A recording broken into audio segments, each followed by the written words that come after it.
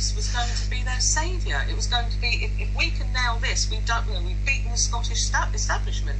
And it's just plain and simple that everybody, related in some way to this cause. Either abuse, a judge, the police. Everybody had some sort of issues that and they just saw it in the Hollie Greig case. And because it was so repetitive, because the story was told over and over again, what can people do but believe? And I believed it, but it just took a bit of time. The very worrying thing for me is that Brian Gerrish keeps telling me about how many families are coming to him with their problems and their troubles, and that he might be some sort of last-ditch attempt for them to get their kids back or fight against the authorities, when really he hasn't done anything to assist. He's only assisting his own career. So there's families going to him in all genuine hope of getting their problem solved, and what is he saying to them? What is he doing? That is a very dangerous situation. Yes. I mean, when he can't even get the fact, for the reasons for Robert to, that he got arrested for, he doesn't even know that. That's the simplest one. He doesn't know. David Icke doesn't know. I heard David Icke saying. Well, David Icke's actually been removing posts recently. I mean, how's this for a truth movement and for someone who supposedly values the truth?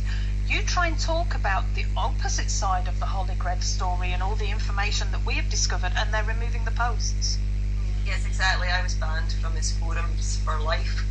They don't know the meaning of truth. None of them. Well, it's very worrying. Well, truth doesn't change. No, the truth. Nobody has to believe the truth for the truth to still be the truth. The truth is always the truth. Yeah. And that's the problem, that the truth in this is just being twisted and damaging people. Manipulated for people's own careers within the truth movement. They think they can get a career by setting up a cheap YouTube studio and firing out news on a sort of nightly basis.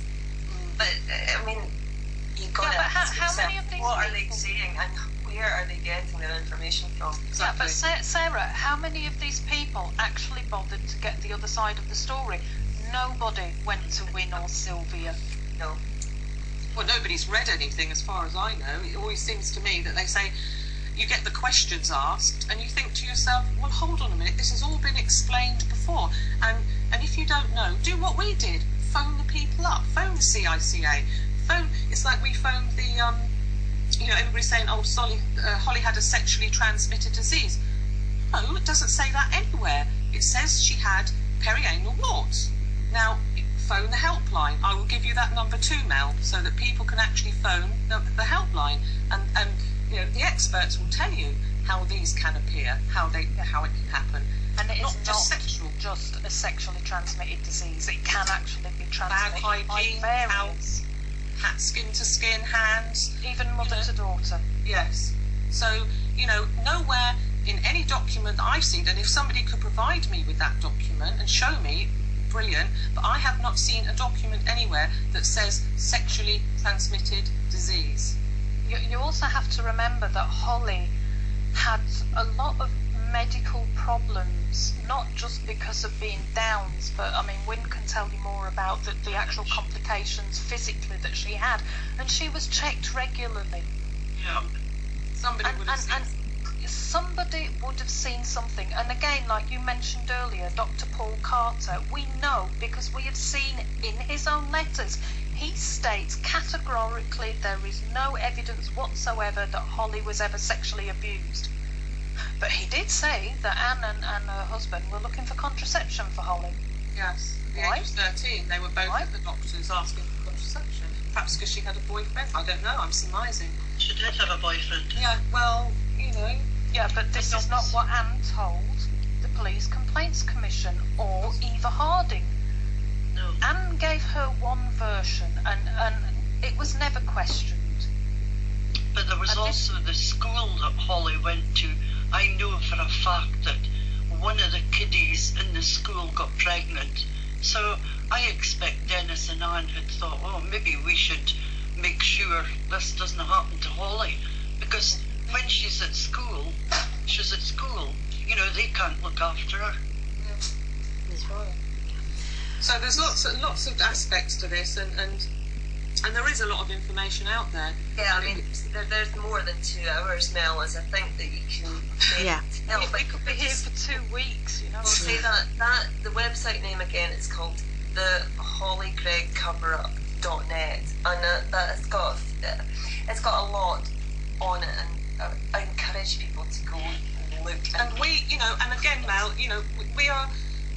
People can ask us questions. I mean, you know, we're on Facebook, and people have asked us questions, and we've done our best to give accurate information to people. You know, if somebody asks us a question, we don't call them names. We try hard to get that information to people. And again, it's like we said earlier, that sometimes we have to repeat these questions. Again, we keep being asked the same things over, especially the payouts. That seems to be the main question we get asked about, the payout. But as we said, it's not an admission of anything, and they can only base it on what information they were given at the time. And as up until recently, no one has ever questioned Anne's story. Nobody has ever done a you know, investigation of Hollie where they've actually asked her about her contradictions. Okay, I must stop you there, Lil, because we are about to run out of time.